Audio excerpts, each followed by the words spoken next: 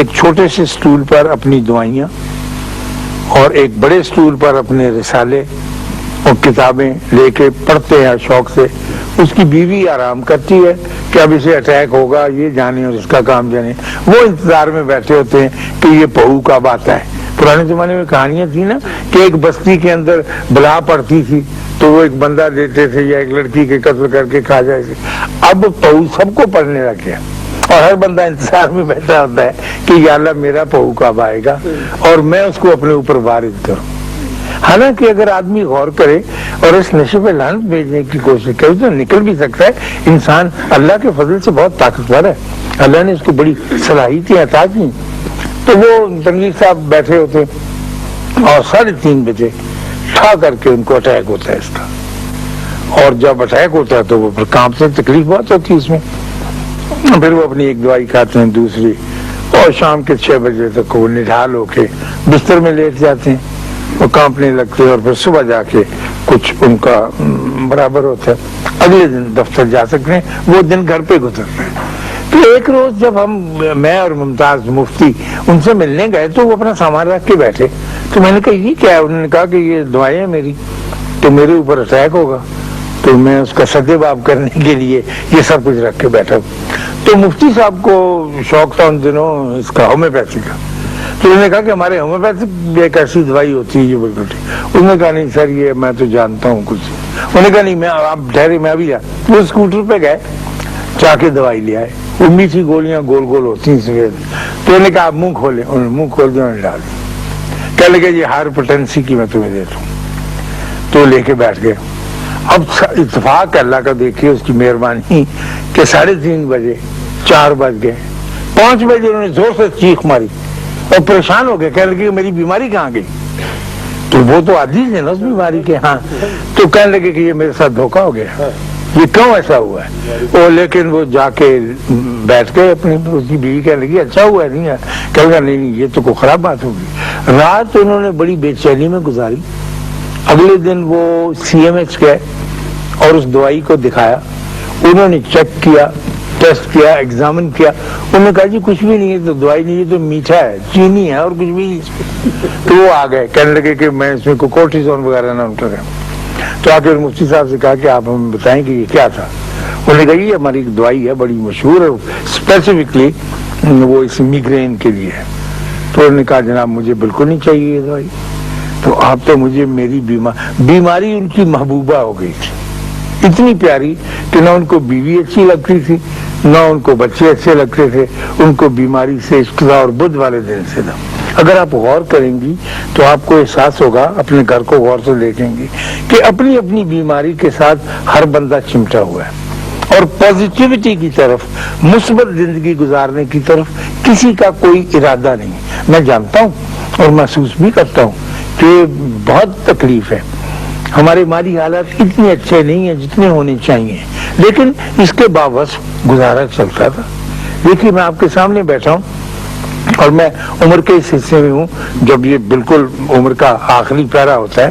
لیکن میں آپ کو بتاؤں 64 میں ہمارا یہ ٹی وی اسٹیشن چلا تھا. تو 64 میں جو میں کماتا تھا یا جو میری تنخواہ تھی اور اب جو کچھ میں کماتا ہوں جو میری تنخواہ ہے، اس وقت میری کمائی کا 70% حصہ ان آئٹمز پر لگ رہا ہے جو 64 میں موجود ہی نہیں تھے. اور میں خدا کے فضل سے جب زندہ تھا، میں آپ کو ایمانیہ حلفیہ کہتا ہوں کہ میں 64 میں زندہ تھا اور یہ آئٹم نہیں تھے. تو اب آپ پوچھیں کہ مثلا اس زمانے میں فوٹو اسٹیٹ موجود نہیں تھی، مجھے نہیں پتا فوٹو. اب میں تحقیق کر کے پوچھتا ہوں، سارے بچے یہ جانتے ہیں کہ یہ فوٹو اسٹیٹ کرا کے لاؤ، یہ کرا کے لاؤ. آپ کے گھر کے اندر آپ کے بچوں کا اکانومی کا بڑا بوجھ اس کا بھی بن گیا ہوا ہے. پھر اس زمانے میں مثلا وہ نہیں تھے، ایک چیز ہوتی ہے شیمپو. میرا ایک ساتھی تھا، اس نے کہا ہتھیلی کر، اور اس نے ہتھیلی کے اوپر ایک بڑی فضول چکنی سی چیز رکھ دی. کہنے لگا میں کہا یار یہ کیا تم نے میرا ہاتھ. انہوں نے کہا تو سر پانی لگا کے کر پڑا ہوا. وہ کیا تو بڑی جھاگ بن گئی. میں نے کہا یہ کیا؟ اس نے کہا یہ شیمپو. آج میں جب اشتہار دیکھتا ہوں اپنے ٹیلی ویژن پہ، اخباروں میں، تو پاکستان کا سب سے بڑا مسئلہ یہ ہے کہ کون سا شیمپو استعمال کیا. ہر روز ہر میری لڑکیاں جو میری پوتیاں ہیں نا وہ اس عذاب میں مبتلا ہیں کہ یہ اچھا نہیں ہے وہ اچھا ہے, یہ اس میں یہ خرابی اس میں یہ خرابی ہے, ایک عذاب میں زندگی پڑی. تو میں نے کہا میں تو جب بھی بی اے میں پڑھتا تھا لال صابن سے نہاتا تھا, اب بھی لال صابن سے کچھ فرق نہیں پڑا ہے.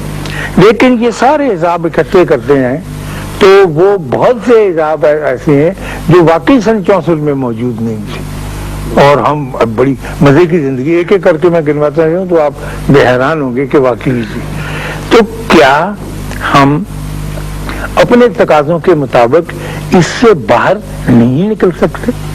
اور کیا ہم اپنی بیماری کو اسی قدر کلیجے سے لگا کے بیٹھ رہیں گے؟ کیا ہماری زندگیوں میں خوشی کا کوئی دن بھی نہیں آئے گا؟ خوشی تو ایک ایسی چیز ہے جو بالکل آپ کے اندر سے پیدا ہوتی ہے, باہر سے نہیں لی جا سکتی. میرے بچے مجھ سے کہتے ہیں, میرے دوست مجھ سے کہتے ہیں کہ جب آپ کے پاس چیزیں زیادہ اکٹھی ہوں گی تو آپ کو زیادہ خوشی ہوگی. میری بہو کہتی ہے کہ اگر اس کے پاس آج کل وہ پتہ نہیں کیا پنے کا ہار کچھ ہوتی تھی وہ بن جائے, اور کہتی ہیں کہ ماموں اگر 2 ہو جائے نا تو میں بڑی خوش ہوں گی. میں نے کہا اچھا میں تمہیں لا دیتا ہوں یہ. اس نے کہا کہ 35,000 کا ہے. چلو میں کہہ لیجیے کتنے دن خوش رہو گی؟ اس نے کہا میں کافی دن خوش رہوں گی. میں نے کہا تم شیخی بگار لو گی اپنی سہیلیوں کے ساتھ کہ میرے پاس وہ سیٹ بھی ہے. ہو گیا. پھر اس کے بعد کہ یہ مجھے کہنے لگی کہ پوزیشن کا ایک اپنا نشہ ہوتا ہے کہ خمار ہے اس کا کہ میرے قبضے میں. میں نے کہا پیارے بچے میں تم سے یہ پوچھتا ہوں کہ اتنی ساری قیمتی چیزیں اکٹھی کر کے جب تم سوتی ہو اور سونے لگتی ہو تو ان ساری چیزوں سے تمہارا تصرف جو ہے وہ ٹوٹ جاتا ہے. قبضے میں کوئی نہیں. جب آپ سوتے ہیں تو آپ کی کار کچھ نہیں رہتی نا, تو جب ٹوٹ جاتا ہے.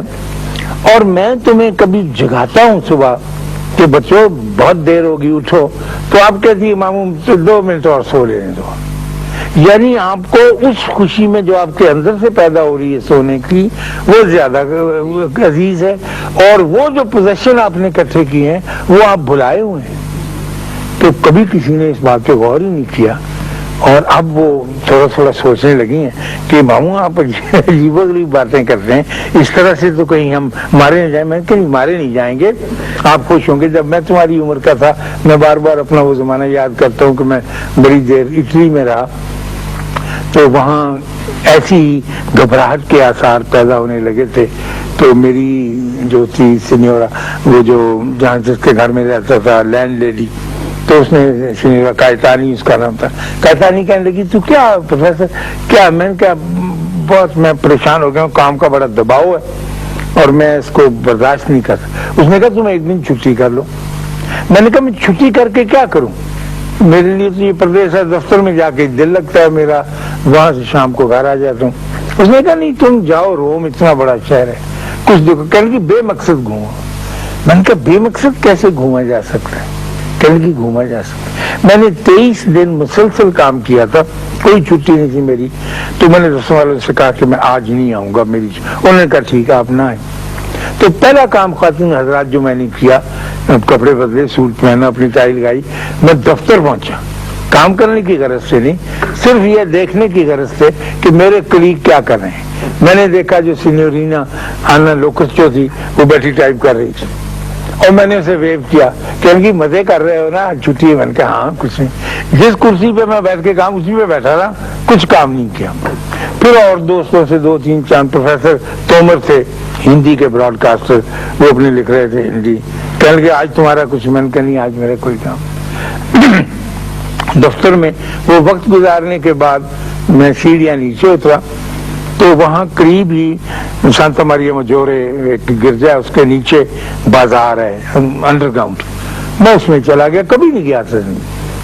تو بازار سودا بیچنے والی عورتیں تھیں, تو انہوں نے کہا کہ ادھر آؤ ادھر آؤ. وہاں ایک رواج ہے آواز دے کے, جیسے ہمارے یہاں وہ جو مسجد ہے ڈبی بازار کی, وہاں آوازیں دیتے ہیں. تو میں کیا, ایک خاتون تھی, اس نے کہا ادھر آؤ, یہ تم دستانے لو. جالی کے دستانے تھے, بڑے اچھے بنے ہوئے. تو یہ کہنے لگی یہ تمہاری محبوبہ کے لیے ہیں. तुम्हारी मंगेतर के लिए। मैंने कहा मेरी तो कोई मंगेतर नहीं अभी। उसने कहा बेवकूफ कभी होगी तो सही, तुम ले लो। मैं कहा मैंने क्यों, क्या करूंगा लेके। उसने कहा नहीं मैं तुम्हें जबरदस्त ले लो। वो कोई 7.5 रुपए के बनते हिसाब से लिए, उसने लिफाफे में डालते थे, मैंने ले लिए ये आला। और मुझे नहीं पता कि मुझे किसको देनी है, ना कोई मेरी मंगेतर है, ना कुबानो कुसिया का नाम निशान था, लेकिन मैंने ले लिए वो दोनों दस्ताने और लेके बाहर आ गया। बाहर आके रेलवे स्टेशन के पास एक शाह रंग की शाह फार्म खातून, वो एक छाबे में जर्द गुलाब का एक फूल रख के अपने पैर खुजा रही थी, उसको जुमाइयां सिखा रही थी। तो उसने मुझे कहा कि ये फूल बड़ा ये फिर पेरला से नहीं हो रहा। उसने भी कहा कि तेरी बीवी के लिए बड़ा अच्छा है। मैंने कहा बड़ा खूबसूरत है। वो भी मैंने अपने 10 लीरे का खरीदा, लंबी डंडी वाला पीले रंग का जर्द गुलाब का फूल, वो ले लिया। उससे आगे मैं रेलवे स्टेशन गया जहाँ से बस चलती थी 77 नंबर की, जो मेरे घर को आती।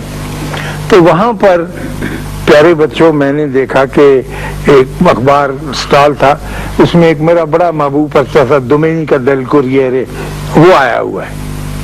मैंने कहा यार ताज़ा ताज़ा पर्चा के शाम के, मैंने कहा ये दे दो। उसने कहा लो ये ले लो। और लेके चलता हुआ मैं अपनी बस में आकर 77 नंबर की जो थी उसमें बैठ गया। उसमें एक बूढ़ा सा आदमी प्रोफेसर, जिसने गले में ऐनक डाली